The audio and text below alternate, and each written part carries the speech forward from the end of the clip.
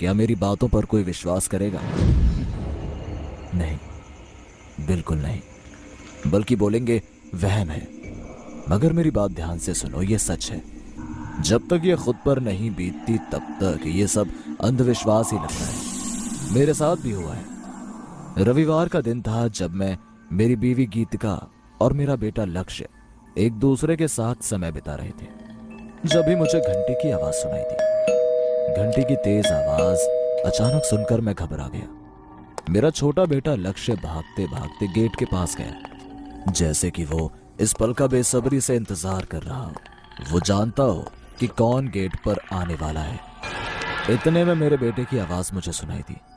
Mummy, मैं खेलने जा रहा हूँ। बेटा अपने पापा से पूछो। क्या मम्मी, आप भी ना। अरे लक्ष्य रुको, मुझे भी बहुत टाइम हो गया बाहर का ग्राउंड देखे। आज मैं और तुम्हारी मम्मी तुम्हें चीयर करेंगे। हाँ ठीक है, चलो आते टाइम सब्जी भी ले आएंगे और घूमना भी हो जाएगा। हम सब्जी की शॉपिंग कर घर लौट रहे थे। तभी मेरी नजर रास्ते के बीचों बीच रखे मटके और उसके ऊपर रखे लड्डू और खिल्लियों पर पड़ी। मुझे बहुत गुस्सा आया क्योंकि यहाँ देश का प्रधानमंत्री स्वच्छ भारत अभियान का ज्ञान दे देकर थक गया और यहाँ लोग रास्ते में कुछ भी कहीं भी रखकर चले जाते हैं। चौराहे के बीच से मत जाना, यहाँ साइड से गुजरना है। ऐसा क्या है, अभी हटाता हूँ इसे। ऐसा कहते हुए मैंने एक तेज लात उस मटके पर मारी और सारा कचरा रोड के साइड में कर दिया। मेरी बीवी मुझ पर बहुत तेज चिल्लाई। क्या आपको पता भी है इसका क्या अंजाम होगा? अंजाम? मैंने क्या गलत किया? मैंने तो कचरे को साइड में किया है। अरे आपने कचरा नहीं बल्कि किसी के टोटके को अपने ऊपर ले लिया है, उस पर लात मार के। अच्छा, मतलब किसी और का टोटका मेरे ऊपर आ गया, वो भी सिर्फ लात मारने से? अगर यहाँ से कुत्ता गुजर रहा होता तो कुत्ता क्या अपनी टांग उठाकर नाचता यहाँ पर, या उसमें भूत आ जाता? हद ही है एकदम। हाँ हद ही है। तुमसे बहस करना मतलब भैंस के आगे बीन बजाना। तुम आखिर हर चीज में अपनी ही क्यों चलाते हो? कभी हमारी भी सुन लिया करो। बस करो यार, हर चीज में अंधविश्वास ठीक नहीं है। तभी मेरी बीवी तेज चिल्लाई समीर, और मुझे अपनी ओर तेज खींचा। मेरे पीछे से एक बहुत बड़ा ट्रक गुजरा। मेरी सांसें तो जैसे थम ही गई, टांगे कांपने लगी, पसीने छूटने लगे। देखा, अभी तो बस शुरुआत है। चलो घर चलकर पूजा करेंगे। मैं बिना कुछ बोले घर चल पड़ा। मैं अपने कदम धीरे धीरे रखकर उनके साथ चल तो रहा था, मगर एक भारीपन मुझे अपने शरीर पर महसूस होने लगा और एक अजीब सी आवाज मेरे कानों में गूंजने लगी।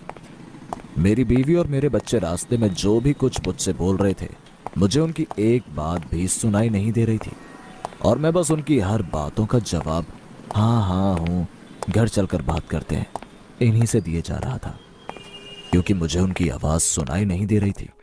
मेरे कानों में एक अजीब सी आवाज गूंज रही थी। ये पापा को क्या हो गया है? मम्मी, हम तो बस मौसम की बात कर रहे हैं और पापा यूं ही बड़बड़ा रहे हैं। हम घर पहुंच चुके थे। जैसे ही मैंने अपना कदम घर के अंदर रखने का प्रयास किया, तभी ऐसा लगा कि किसी ने मुझे पकड़ लिया। मेरी टांगें कांपने लगी। मुझे धीरे धीरे धुंधला दिखाई देने लगा। किसी ने मुझे तेज जकड़ लिया था, मगर मैं ये बात किसी को बताना नहीं चाहता था, क्योंकि ये बात सुनकर हो सकता था कि मेरी बीवी और मेरे बच्चे डर जाएं। इसलिए मैंने बिल्कुल शांति से बोला, अरे वो गंगा जल लाना, पता नहीं क्या जादू टोटका कर रखा हो, है ना, अपनी सेफ्टी फर्स्ट। मैंने बिना घबराहट दिखाते हुए ये बात बोल तो दी थी, मगर मेरी हड्डियां जैसे कोई तोड़ रहा हो।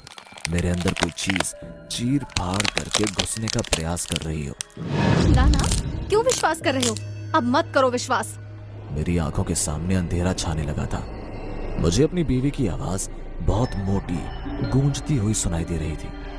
पता नहीं ये औरतों को टोंट मारने के अलावा कुछ आता भी है या नहीं। ये दर्द, ये हड्डी टूटना अब मेरे लिए सहन करने लायक नहीं था। मैं तेज चिल्लाया गुस्से में, गंगा जल लाओ और मेरे शरीर पर गिरो। मैं चिल्लाना नहीं चाहता था, मगर मेरी मौत नजदीक ही थी। जैसे ही गंगा जल मेरे शरीर पर गिरा, ऐसा महसूस हुआ जैसे 10 हाथियों का बोझ हल्का हो गया हो। मैं बिना किसी से बात किए अंदर चला गया और बस सोने की कोशिश करता रहा। मेरी बीवी मेरा हालचाल पूछने अंदर रूम में आई, मगर मैंने उसे छोटा मोटा बहाना मारकर बाहर भेज दिया।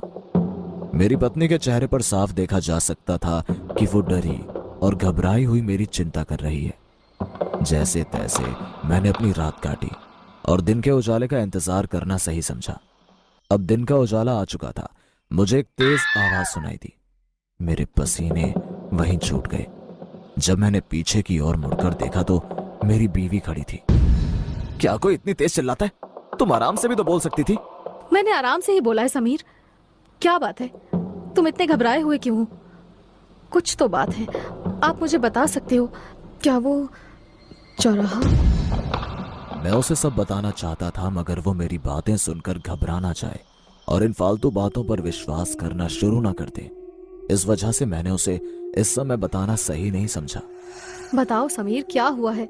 हम दोनों बात कर ही रहे थे कि जब भी मुझे एक अजीब सी स्मेल आनी शुरू हो गई और मैं बात काटते हुए उस स्मेल का पीछा करने लगा।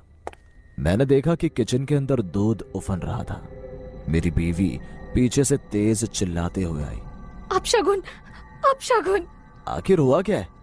दूध उफनना बहुत बड़ा अपशगुन माना जाता है समीर। क्या तुम भी? अब छोड़ो, इसको साफ करते हैं। नहीं, इसे नहीं छोड़ सकते। तुम्हें हुआ क्या है? हमें अभी के अभी पंडित जी को बुलाना चाहिए। क्या पंडित? क्या जरूरत है पंडित की? तुम फालतू में घबरा रही हो। नहीं, मैं नहीं घबरा रही हूँ। मैं जो भी कह रही हूँ सही कह रही हूँ। एक बार तो मेरी बात सुनो। क्या बात सुनो तुम्हारी? बच्चे पर गलत असर पड़ेगा। ये बातें बंद करो। कैसे बंद करूँ? तभी अचानक हमको एक तेज आवाज सुनाई दी, जैसे कि किसी ने गेट पर पत्थर मारा हो। बहुत बड़ा पत्थर। हम दोनों भागकर गेट की ओर गए। जब मैंने गेट खोला तो देखा नींबू मिर्ची गेट के सामने पड़ी हुई थी और साथ ही एक कौवा मरा पड़ा था। यह देखकर मेरी बीवी पूरी तरह घबरा गई और मुझे समझाने लगी। देखो, मैंने बोला था ना, ये उसी चौराहे की वजह से हुआ है। नहीं, उसकी वजह से नहीं हुआ। ये किसी ने मजाक किया है हमारे साथ। मैं अभी हटाता हूँ इनको। जैसे मैंने नींबू मिर्ची की ओर हाथ बढ़ाया, मुझे तेज करंट सा महसूस हुआ। ऐसा लगा कि नींबू ने मुझे जकड़ लिया हो। मेरे चारों तरफ अंधेरा छा गया और अजीबोगरीब तेज चिल्लाने की आवाज मुझे सुनाई देने लगी। अचानक मेरी पीठ पर इतना तेज दबाव महसूस हुआ कि जैसे 10 हाथियों का झुंड मेरी पीठ पर चढ़ गया हो और मैं तेज चिल्लाया, बचाओ, बचाओ, बचाओ। जब मैंने आंखें खोली तो मैं हॉस्पिटल में था और मेरे सामने डॉक्टर मेरी बीवी से बात कर रहा था। घबराने की कोई जरूरत नहीं है। मुझे लगता है इनकी नींद पूरी नहीं हुई है और जहां तक मेरा एक्सपीरियंस है, ये किसी ट्रॉमा से गुजर रहे हैं। मैंने दवाइयां लिख दी हैं। बाहर निकलकर सीधे हाथ पर दुकान होगी, वहां से दवाई ले लेना और इनका ख्याल रखिए। नहीं डॉक्टर साहब, ये कुछ और मामला है। नहीं नहीं, घबराने की कोई जरूरत नहीं है। आप इन्हें घर ले जाइए। हम घर के लिए निकल चुके थे। घर पहुंचकर मैं नहाने के लिए चला गया और जैसे ही मैंने शावर ऑन किया, खून की बारिश होने लगी। मुझे समझ में नहीं आ रहा था कि ये हो क्या रहा है। ऐसे ही मैंने गेट खोलने की कोशिश की तो गेट खुल नहीं पा रहा था और लाइट चस बुझ होने लगी। और जब मैंने शीशे की ओर देखा तो मेरी पीठ पर एक आदमी चढ़ा हुआ था। मैं शीशा तोड़कर बाहर की ओर भागा। मेरे भागने की बिल्कुल भी हिम्मत नहीं हो रही थी, मगर मैं कैसे तैसे वहां से भागा। मेरे कदम बहुत भारी हो चुके थे। मैंने अपने सामने अपनी बीवी को देखा। वो रसोई में कुछ काम कर रही थी। मैंने उसे आवाज लगाने की कोशिश की कि तभी लाइट चली गई। मैं तेज तेज चिल्लाने लगा, गंगा, गंगा जल, मुझे बचा लो, यहाँ पीछे देखो। मैं अपनी तरफ से तो पूरी कोशिश कर रहा था, मगर मेरी आवाज उस तक पहुंच ही नहीं पा रही थी। ये एक ऐसी फीलिंग थी कि आप नींद में हो और तेज चिल्ला रहे हो, मगर आपके मुंह से एक शब्द तक नहीं निकल पा रहा। मैं पूरी तरह गूंगा हो चुका था। मैं अपनी बीवी की ओर जाना चाह रहा था, मगर मेरे कदम जम चुके थे। अब मैं एक भी पल और खड़ा नहीं रह सकता था। मैं नीचे की ओर लेट गया। मेरी आंखें बंद होने लगी। मैं अपनी बंद आंखों से अपनी बीवी को अंधेरे में हल्का बहुत देख सकता था, मगर उसकी पीठ मेरी तरफ थी।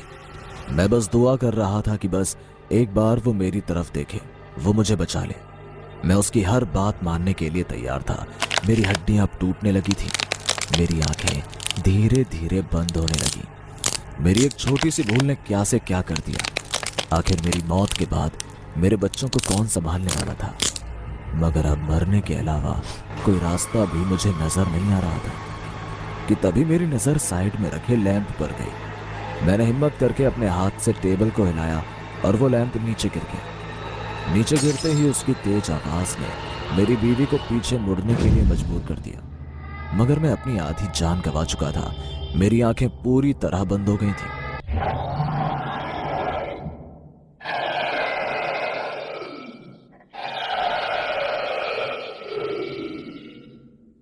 समीर, समीर क्या हुआ? तुम ठीक तो हो? समीर, समीर क्या तुम मुझे सुन पा रहे हो? समीर, समीर देखो, अब सब ठीक हो गया समीर। मैंने अपनी आंखें धीरे धीरे खोली। मैंने अपने आप को अपने कमरे के बेड पर पाया। मेरे सामने मेरी बीवी और एक पंडित खड़ा था, यानी कि मेरी बीवी ने मेरी जान बचा ली। मैं कुछ सवाल जवाब करता कि उससे पहले ही पंडित बोल पड़ा। समीर, यह सृष्टि अलग अलग शक्तियों से बनी है। जहां भगवान है वहां शैतान भी होता है कि वह यहाँ हमारे साथ किसी न किसी रूप में टकरा सकता है। जिस मटके को आपने लात मारा था वह मटका मामूली नहीं था। उसमें 50-100 लोगों की आत्मा का चयन था। सीमेंट की फैक्ट्री में मौत होने के कारण यह आत्माएं वहां भटक रही थी। फैक्ट्री का मालिक इतना बड़ा नुकसान झेल नहीं सकता था।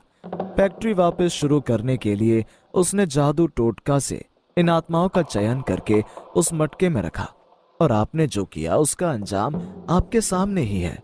मुझे माफ कर दो। क्या मैं अब इन आत्माओं से मुक्ति पा चुका हूं? खैर, अभी तक तो मुझे यही लगता है